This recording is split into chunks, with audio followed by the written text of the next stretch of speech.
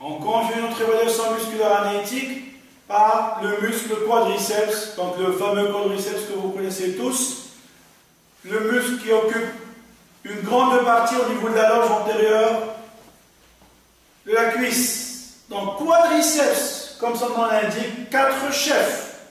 Les 4 chefs, donc 3 superficiels et 1 qui s'insère en profondeur. Donc pour les citer, on a le vaste médial, le vaste latéral, le droit fémoral qui est le chef biarticulaire ou d'après certains auteurs le chef polyarticulaire, et puis le 4e chef qui s'insère en profondeur et qui est le vaste intermédiaire que vous pouvez trouver sous le terme de crural anciennement. Donc on appelle actuellement le chef vaste intermédiaire. Donc 4 chefs, 3 monoarticulaires, vaste médial, vaste latéral, vaste intermédiaire, et un seul chef bi ou polyarticulaire qui est le droit fémoral.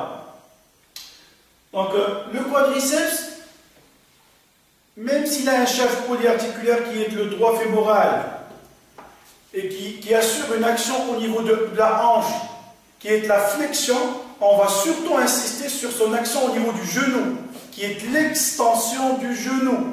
Donc, testing du quadriceps, c'est le fait de tester et l'évaluer sur son action ou sa fonction d'extension du genou.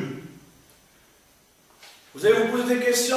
Il a un chef polyarticulaire, il assure une action au niveau de la hanche, il est fléchisseur, la flexion de hanche, je le dis, je le redis, et c'est ce que vous trouverez sur les différents bouquins d'évaluation musculaire analytique, différentes éditions.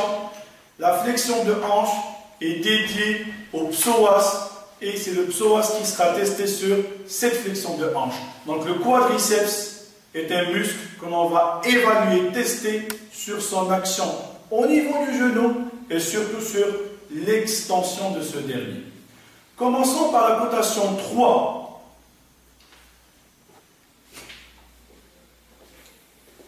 Donc, la cotation 3, d'après certains auteurs, qui insistent sur l'extension du genou, donc ils vont demander à leurs patients de se mettre en position assise, genoux fléchis, jambes pendantes, et ils vont tout simplement demander à leurs patients de procéder à l'extension du genou, en partant d'une flexion à 90 degrés et en arrivant à l'extension totale 0 degré. Certes, c'est le quadriceps qui est sollicité dans cette action, mais d'après certains d'autres auteurs, dans cette position assise, on recrute davantage les 3 chefs monoarticulaires, qui sont le vaste médial, vaste latéral et vaste intermédiaire, tandis que le droit fémoral, qui est le chef le plus long ou le chef bi ou polyarticulaire, sera plus ou moins mis au repos, parce que le fait d'être en position assise, ça rapproche ses insertions entre la hanche et le genou. Donc on peut dire qu'il est en position raccourcie. Qui dit position raccourcie dit qu'il est en insuffisance musculaire, et donc il y aura peu ou moins d'efficacité au niveau de ce chef polyarticulaire qui est le droit fémoral.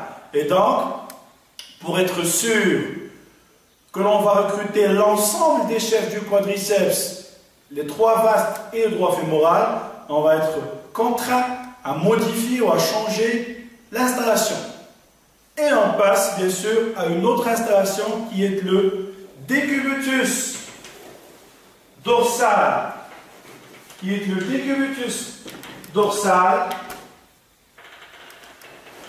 Je répète, excusez-moi, le décubitus dorsal, genou fléchi, jambes qui débordent ou jambes pendantes pour pouvoir démarrer d'un secteur de flexion du genou et arriver au secteur d'extension totale. Et pourquoi j'ai installé mon patient au décubitus dorsal, genou fléchi, jambes pendantes, pour pouvoir éloigner, si vous l'avez remarqué, les insertions du chef polyarticulaire qui est le droit fémoral et qui prend insertion au niveau de la hanche, et bien précisément par les 3 tendons que vous connaissez tous, le tendon direct, réfléchi, récurrent, Et bien sûr, pouvoir recruter lors de la contraction l'ensemble des 4 chefs.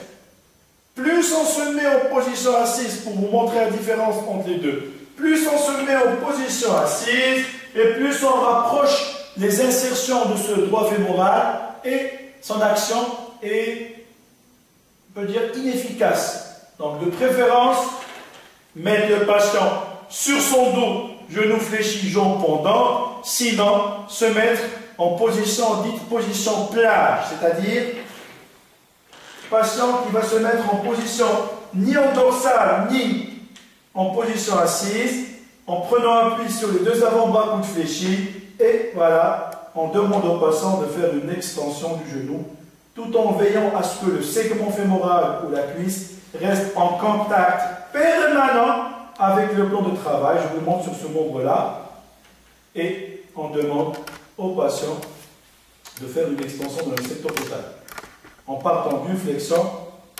vers une extension. Veillez à ce que la cheville reste détendue, relâchée. Il ne faut pas ramener, éviter au maximum de ramener la cheville en flexion dorsale sous peine de recruter et de solliciter les releveurs du pied. Les releveurs du pied qui font partie de la chaîne antérieure du membre inférieur et qui peuvent vraiment aider à cette extension du genou. Donc, de préférence, tester le quadriceps de façon isolée sur une cheville détendue au repos. Je répète, patient en décubitus dorsal strict ou en position plage, en prenant appui sur les 2 avant-bras coudes fléchis. Comme ça, on peut recruter l'ensemble des chefs du quadriceps en partant du droit fémoral vers le vaste intermédiaire, et on demande au patient de garder son membre inférieur en rectitude, en position neutre, et ramener son genou en extension totale, en partant d'une flexion à 90 degrés et en arrivant à une extension de 0 degré. Comme ça, quand le mouvement sera réalisé dans tout le secteur articulaire, on peut confirmer et juger que le quadriceps est coté à 3.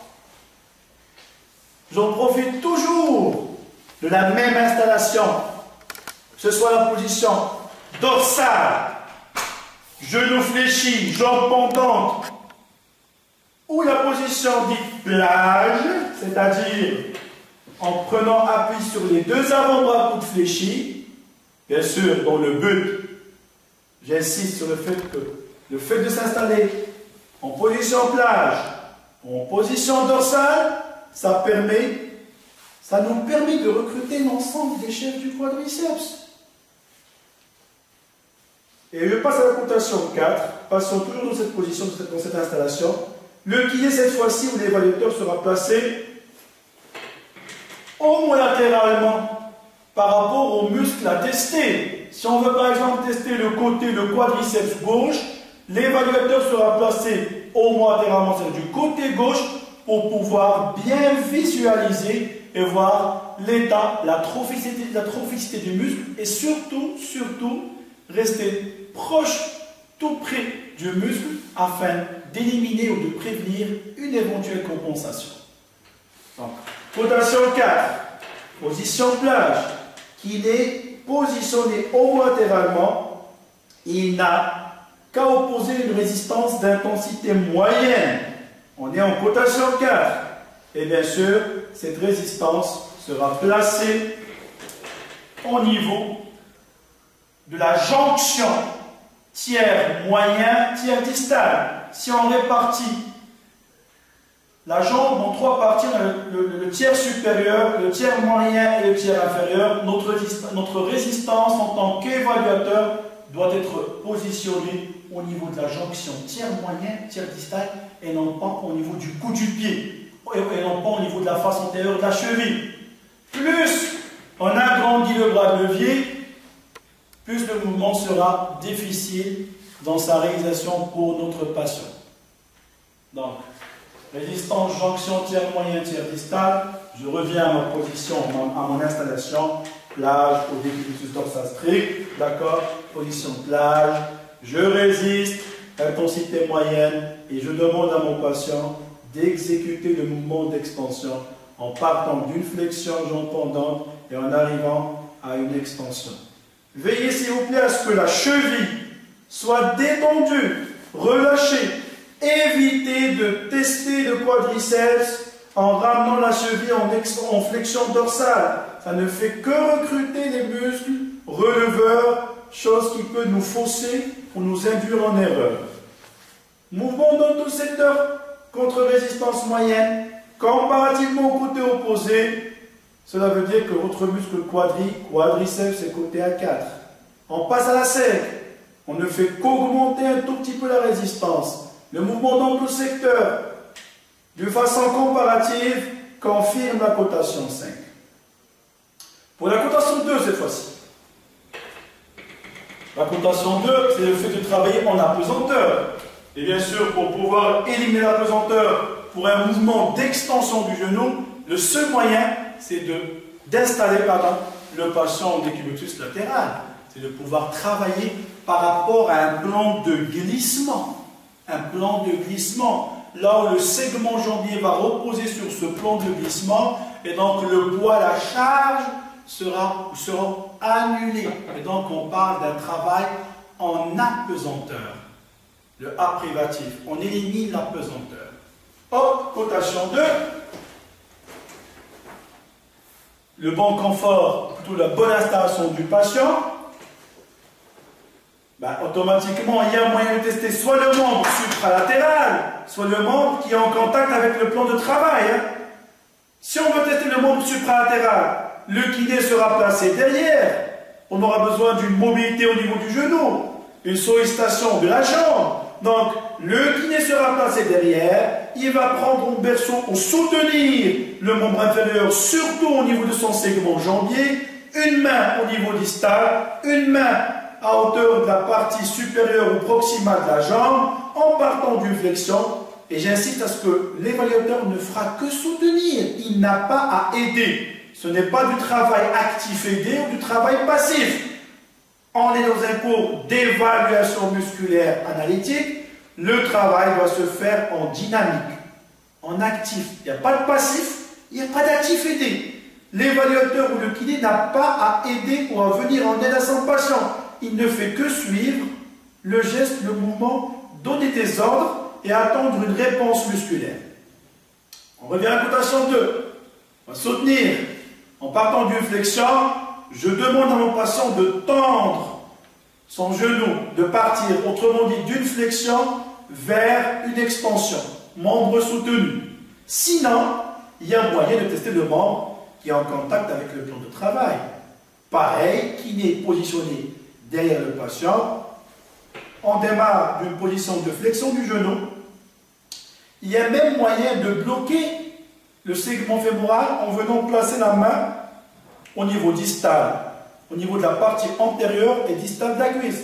Pour la simple raison, c'est que devant un déficit du quadriceps, votre patient peut tout simplement compenser en faisant une flexion, en faisant appel au chef le plus dominant au niveau de ce quadri, qui est le droit fémoral, ou il peut faire appel à son TFL qui est fléchisseur, ou faire aussi appel à notre muscle qui est fléchisseur de hanche, qui est le sartorius, ou même faire appel au psoas. Donc on se met derrière, on place une petite contreprise ou une butée au niveau fémoral distal, en partant d'un genou fléchi, tout simplement, le segment jambier qui repose sur votre plan de travail, on n'a qu'à demander au patient de faire glisser sa jambe sur le plan de travail en allant d'une flexion vers une extension compte tenu de cette butée ou de cette contreprise réalisée au niveau fémoral distal. Mouvement qui se fait dans tout le secteur avec verrouillage, muscle quadri côté A2, quadriceps côté A2.